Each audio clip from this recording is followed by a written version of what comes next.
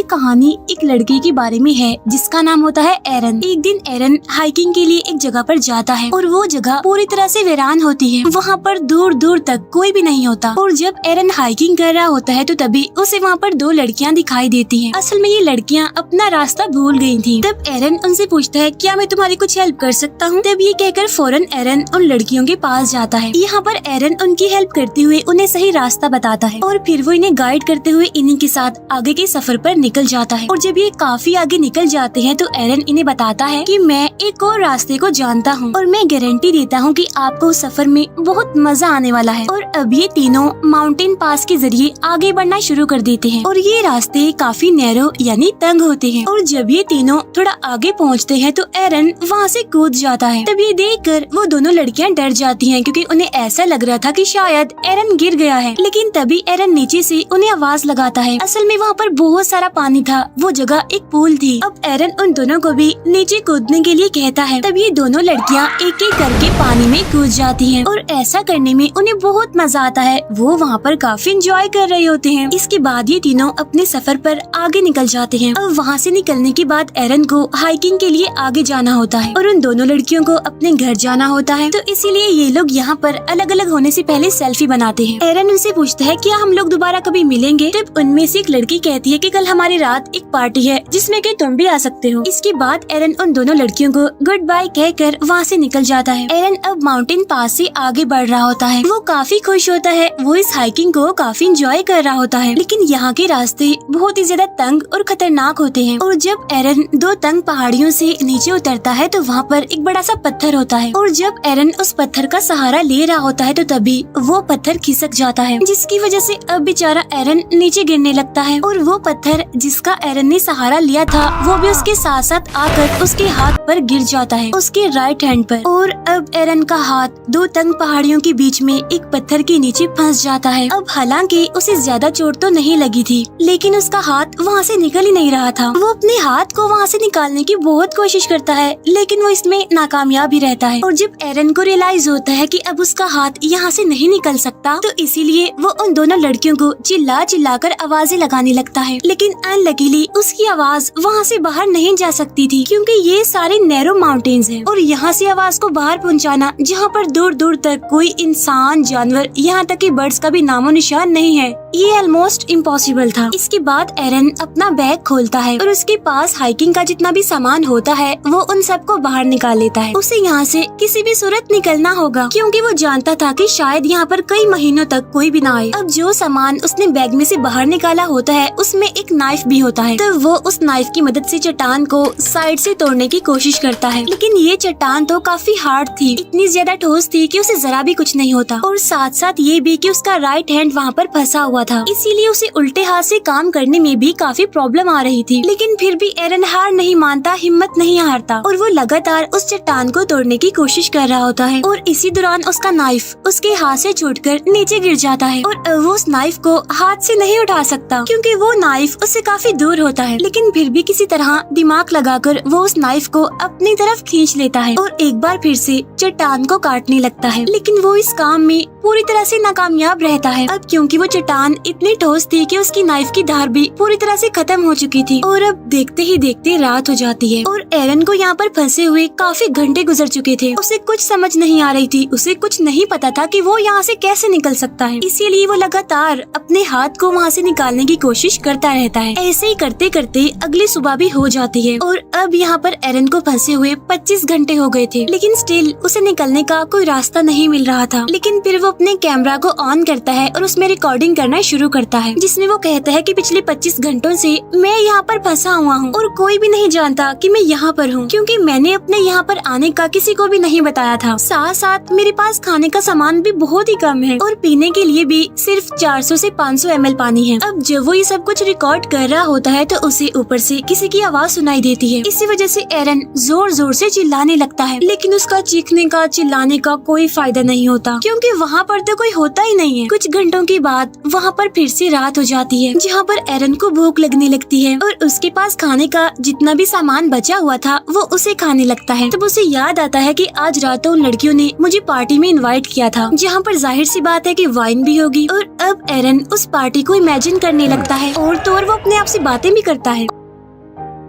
और उसे वो टाइम भी याद आता है जब वो हाइकिंग के लिए सैटरडे को अपने घर से निकल रहा होता है, जहाँ उसके पास उसकी मदर की कॉल भी आ रही होती है, लेकिन वो उनकी कॉल नहीं पिक करता, उन्हें नहीं बताता कि वो हाइकिंग के लिए जा रहा है। और अगर एरन ने उन्हें बताया होता तो शायद वो उसे ढूंढते हुए यहाँ पर आ जाती, लेकिन अब कोई भी नहीं जानता कि एरन आखिर है कहाँ पर। अब तीसरे दिन यानी कि मंडे को एरन एक पुली बनाता है। वो रस्सियों के जरिए उस पत्थर को बांधता है जो पत्थर उसके हाथ के ऊपर पड़ा हुआ है, और रस्सी के दूसरे हिस्से से वो उस पत्थर को उठाने की कोशिश करता है, लेकिन इतनी स्ट्रगल करने के बावजूद भी वो पत्थर अपनी जगह से हिलता तक नहीं है। इसके बाद वो रस्सी के उस सिरे को अपने पाँव में फंसाकर पूरा जोर लगाकर उस पत्थर को हिलाने की कोशिश करता है, लेकिन इस बार भी कोई फायदा नहीं होता। मुसीबत तो बढ़ती जा रही थी क्योंकि 3 दिन हो गए थे और अब उसका पीने का पानी भी खत्म हो गया था। अब क्योंकि वो यहाँ पर फ्री है, उसके पास कोई काम नहीं है, इसीलिए वो छोटी छोटी चीजों को भी नोटिस कर रहा था यहाँ पर, जैसे कि एक बर्ड ऊपर आसमान से उड़ रहा है, वो वहाँ से हिल भी नहीं सकता और कभी कभी वहाँ पर कुछ खतरनाक इंसेक्ट्स भी आते रहते हैं, और अगर वो उन इंसेक्ट्स को मारकर उन्हें खाना चाहता है तो उसे उनके आने का इंतजार करना होगा। और तो और इस माउंटेन पास में एरन को एक दिन में सिर्फ 15 मिनट धूप मिलती है, क्योंकि उसके बाद धूप तो वहाँ से चली जाती है। अब 3 दिन से एरन यहाँ पर भूख से, प्यास से और ऐसे माहौल से काफी परेशान हो गया था, और इसीलिए अब वो ये डिसाइड करता है कि वो अपने हाथ को ही काट देगा। तब ये सोचकर वो अपने हाथ के ऊपर वाले हिस्से को यानी कि बाजू को अच्छे से बांध लेता है, और उसके पास जो नाइफ होता है वो उसे अपने बाजू को काटने की कोशिश करता है, लेकिन उस नाइफ की धार तो खत्म हो गई थी, जिसकी वजह से उसकी बाजू की पतली सी स्किन भी उस नाइफ से नहीं कट रही थी। तब इस बात से एरन काफी डिसअपॉइंटेड हो जाता है, और इसीलिए वो कैमरा में रिकॉर्ड करता है कि कभी भी सस्ते टूल्स मत खरीदना, क्योंकि ये तो बेकार होते हैं, किसी काम के नहीं होते। अब इस तरह करके एक और दिन गुजर जाता है, और जब रात होती है तो एरन को अपने पुराने दिन काफी याद आ रहे होते हैं। उसे अपनी फैमिली, अपनी बेस्ट फ्रेंड और अपने बहुत सारे फ्रेंड्स याद आ रहे होते हैं, और जब वो लोगों को याद कर रहा होता है तो ऊपर आसमान में बादल आ जाते हैं, और देखते ही देखते बहुत जोरों से बारिश होने लगती है। क्योंकि एरन के पास पानी खत्म हो गया था, इसीलिए वो अपनी बोतल में पानी भरने लगता है, और उन तंग माउंटेन्स में भी पानी आने लगता है जहाँ पर एरन फंसा हुआ था। और अब देखते ही देखते पानी का लेवल बढ़ता जा रहा था, जिसकी वजह से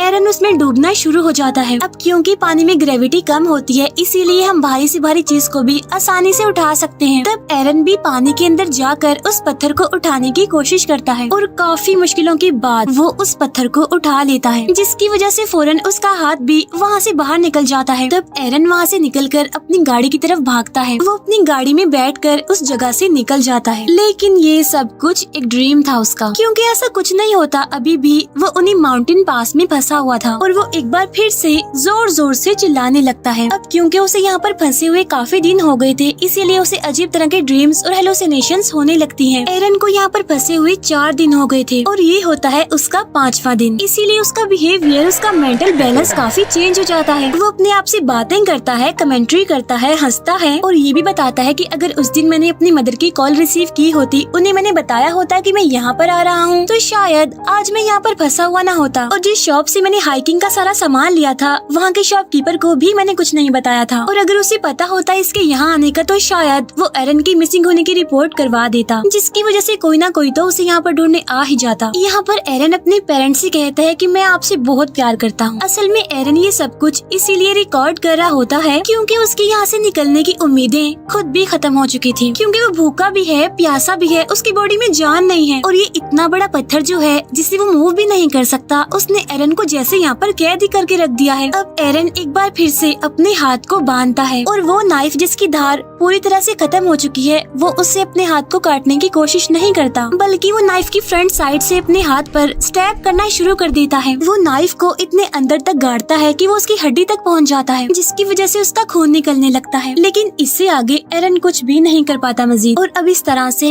एक दिन और गुजर जाता है। और जब छठा दिन आता है तो एरन की हालत काफी खराब होती है। वो काफी कमजोर पड़ गया था और अगर वो अब यहाँ से नहीं निकला तो वो बच नहीं पाएगा। तब यहाँ पर एरन ये भी सोचता है कि शायद ये पत्थर पूरी जिंदगी से मेरा ही इंतजार कर रहा है। जब से मैं पैदा हुआ हूँ ये माउंटेन पास मेरा ही इंतजार कर रहा था और शायद मेरी डेस्टिनेशन यही है। और अब वो वहाँ चट्टान पर रिप रेस्ट इन पीस लिख देता है। साथ साथ वो अपनी डेट ऑफ बर्थ भी लिखता है और अपना नाम भी, क्योंकि अब उसे यकीन आ चुका था कि वो यहाँ से जिंदा बचकर वापस नहीं जा पाएगा। साथ साथ उसकी पूरी हिम्मत टूट चुकी थी। वो काफी निढाल भी हो गया था। फिर नेक्स्ट डे यानी छठे दिन जब उसे हल्का सा होश आता है तो उसे कुछ विजन्स दिखाई देने लगते हैं। तब उस विजन में उसे एक छोटा बच्चा दिखाई देता है जो कि असल में एरन का फ्यूचर सन होता है। तब एरन देखता है कि वो अपने बच्चे के साथ खेल रहा है, जिसकी वजह से वो इमोशनल हो जाता है और अब उसके अंदर एक पावर डेवलप होती है और इसीलिए वो अपने फंसे हुए हाथ को ऑपोजिट साइड पर पुश करना शुरू करता है। ऐसा करके वो अपने हाथ की हड्डी को तोड़ देता है और उसके पास जो चाकू होता है उस पर भी उसने धार लगा ली होती है और अब आहिस्ता आहिस्ता करके वो अपने हाथ को काटना शुरू करता है और अब इस तरह करके वो अपने हाथ को अपनी बॉडी से अलग कर देता है। और आज छठे दिन वो अपने हाथ को सेक्रीफाइस करके इस पत्थर से खुद को आजाद कर लेता है। अब वहाँ से निकलने से पहले वो अपने हाथ की पिक्चर भी बनाता है, उस हाथ की जो अभी भी उस पत्थर में फंसा हुआ है। और अब एरन बड़ी मुश्किल से इन माउंटेन पास से बाहर निकलता है और बाहर निकलकर वो देखता है कि वहाँ पर बारिश का कुछ पानी पड़ा हुआ है। तब एरन वहाँ पर जाकर वहाँ से बहुत सारा पानी पीने लगता है, क्योंकि पिछले 6 दिनों से ना उसने कुछ खाया था और ना ही पानी पिया था, इसीलिए आज वो जी भर के पानी पीता है। और इसके बाद वो वहाँ से आगे निकलता है और उसे आसमान में उड़ता हुआ वो बर्ड भी दिखाई देता है, जिसे वो हर रोज माउंटेन पास ही देखा करता था। और आज वो खुद को भी उस बर्ड की तरह आजाद समझ रहा था। लेकिन अभी भी उस एरिया से निकलना कोई आसान नहीं था, क्योंकि वो जगह काफी बड़ी और बंजर थी। लेकिन अभी भी एरन हिम्मत नहीं हारता और इतना ज्यादा पेन में होने के बावजूद भी वो आगे बढ़ता रहता है। और तभी उसे एक फैमिली दिखाई देती है जो कि हाइकिंग के लिए यहाँ पर आई हुई थी। तब एरन उन्हें आवाज लगाता है और वो भागते हुए उसकी तरफ आते हैं। वो एरन की मदद के लिए सिक्योरिटी को बुलाते हैं और इसके बाद वहाँ पर एक हेलीकॉप्टर आता है और फिर एरन को वहाँ से हेलीकॉप्टर के जरिए हॉस्पिटल ले जाया जाता है। फिर हमें कुछ टाइम बाद का सीन दिखाया जाता है जहाँ पर एरन बिल्कुल ठीक हो गया था और एरन ने जो अपने बच्चे के विजन देखे थे वो भी सच हो जाता है, क्योंकि 3 साल बाद एरन एक लड़की से मिलता है और उन दोनों की शादी हो जाती है। इसके बाद एरन का एक बेटा होता है जो सेम टू सेम उसी बच्चे जैसा होता है जिसे एरन ने अपने विजन्स में देखा था। अब इन 6 दिनों में एरन ने मौत को बहुत करीब से देखा, लेकिन उसके बाद भी एरन अपना पैशन नहीं छोड़ता। वो अभी भी क्लाइंबिंग करता है, हाइकिंग के लिए जाता रहता है और वो जहाँ भी जाता है ये नोट जरूर लिखता है कि वो कहाँ कहाँ पर जा चुका है। अब यहाँ पर मैं आपको एक शॉकिंग बात बताती हूँ, वो ये कि ये कहानी एक रियल इंसिडेंट पर बेस्ड है। यानी ये सच है कि एरन 6 दिनों तक उन माउंटेन पास में फंसा रहा। वहाँ उसने बड़ी मुश्किल से अपना टाइम गुजारा और उसने उन चट्टानों पर अपनी डेट ऑफ बर्थ और अपने मरने की डेट भी लिख दी थी, क्योंकि उसे यकीन जो हो गया था कि वो यहाँ से जिंदा बचकर वापस नहीं जाएगा। और जिस पत्थर के नीचे एरन का हाथ फंसा था उसका वेट 360 kg था। खाने पीने का सामान भी बहुत थोड़ा था, लेकिन फिर भी जो उसकी अच्छी बात उसने हिम्मत नहीं हारी और यही वजह थी कि फिर भी उसने 5 दिन तक सरवाइव कर लिया। और छठे दिन जब उसको लगा कि वो नहीं बचेगा तब किसी पावर ने उसका साथ दिया, जिसमें उसे अपने फ्यूचर सन के विजन्स आए, जिससे उसे पावर मिली और वो वहाँ से निकलने में फाइनली कामयाब हो गया। एरन ने अपने एक इंटरव्यू में ये भी कहा होता है कि अगर वो पहले अपना हाथ काट देता तो उसका बहुत सारा खून बह जाता और वो यहाँ से बचकर बाहर ना निकलता। और जब उसने अपना हाथ काटा उस टाइम भी अगर वो अपना हाथ ना काटता तब भी वो वहाँ पर मर जाता। जब उसने अपना हाथ काटा तो उसकी बॉडी वीक थी, इसीलिए उसका खून ज्यादा नहीं बहा और इसी वजह से हाथ कटने के बावजूद भी वो 4 घंटों तक वहीं पर ही घूमता फिरता रहा। अब इस तरह से एरन ने कभी ना हार मानने वाले अपने जज्बे को दिखाया और इसी के साथ ही ये मूवी यहीं पर एंड हो जाती है। Thank you for watching.